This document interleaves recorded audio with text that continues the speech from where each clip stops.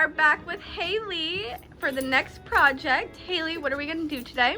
We are painting this gorgeous vintage suitcase. So we're going to be doing a layer of paint in little black dress, and I'm wearing my Shipwreck Crew apron. How cute! And we actually have them on the website in the plain canvas, and also the Shipwreck Crew stencil, so you can design it yourself. Woo! I love this color.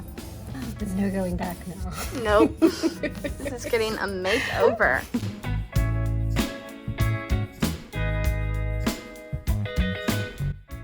So I'm thinking we're just going to do one coat of this in the little black dress, just because it's a darker color and also it's a display item. Grandpa, what are you doing? What does it look like I'm doing? It looks like you're... Grandpa's working on our new transfer display. Haley, what's on your arm? It's paint! Oh my Did god! you just paint on yourself? Look! Oh my goodness! So I'm just using the heat gun right now to quickly dry it so that we can hurry up and put the big top coat on it. So now I'm going to be doing a layer of big top coat, and we're gonna seal in that color from here.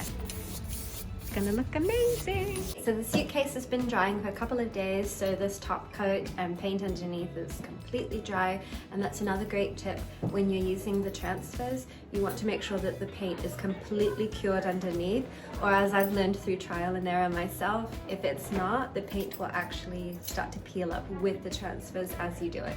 We don't want that. So it's properly cured. We're gonna get started. We're using the IOD new painterly transfers today. I'm so excited to get started with these.